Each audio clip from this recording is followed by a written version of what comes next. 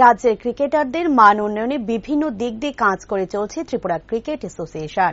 একদিকে চলছে পরিকাঠামোগত উন্নয়ন, ঠিক তেমনি আবার অন্যদিকে ক্রিকেটারদের সঠিকভাবে সামনের দিকে এগিয়ে নিয়ে যাওয়ার জন্য তৎপর অ্যাসোসিয়েশনের কর্মকর্তারা।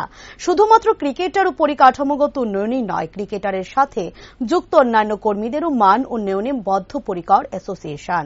আর সেই লক্ষ্যে আগরতলা এমবিবি ক্লাব হাউসে চলছে এখন স্কোরারদের নিয়ে বিশেষ কর্মশালা। সঠিক পদ্ধতিতে নির্ভুল স্কোরিং করার জন্য এই কর্মশালার আয়োজন। 3 দিনের কর্মশালার শেষ দিন মঙ্গলবার অনুষ্ঠিত হয় লিখিত এবং প্র্যাকটিক্যাল পরীক্ষা।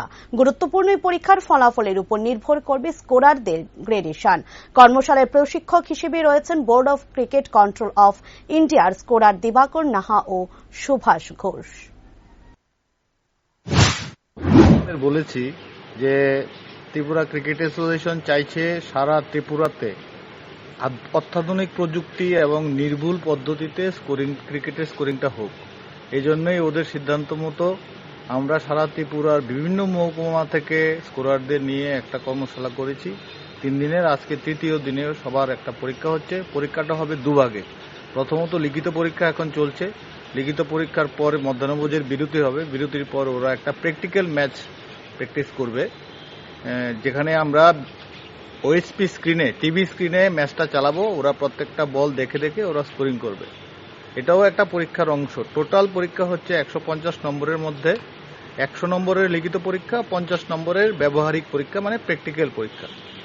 এর মূল উদ্দেশ্য হচ্ছে সারা এই পরীক্ষার রেজাল্টের উপর ভিত্তি করে সারা ত্রিপুরাতে যারা স্কোরিং করে তাদেরকে বিভিন্ন গ্রেডে নেওয়া হবে। Grade 1, grade 2, grade 3। Accordingly grade হওয়ার পর ওদের যে সাম্মানিক পায়, সাম্মানিকেও পরিবর্তন আসবে। মূল উদ্দেশ্য হচ্ছে এটাই। টোটাল কতজন পরীক্ষা দিচ্ছেন আজকে? সব মিলিয়ে পরীক্ষা দিচ্ছে 48 জন। এর মধ্যে কিছু আছে একবারে নতুন, আর কিছু আছে যাদের ম্যাচ করার অভিজ্ঞতা আছে। দুটো গ্রুপকে আমরা র্যান্ডমাইজ সিলেকশন করে দুটো আলাদা আলাদা রুমে বসিয়েছি, যাতে ওরা ভবিষ্যতে একই পদ্ধতিতে নির্ভুলভাবে স্কোরিংটা করতে পারবে। মূল উদ্দেশ্য এটাই। এবং আমি ত্রিপুরা ক্রিকেট অ্যাসোসিয়েশনের বর্তমান কমিটিকে অশেষ ধন্যবাদ জানাই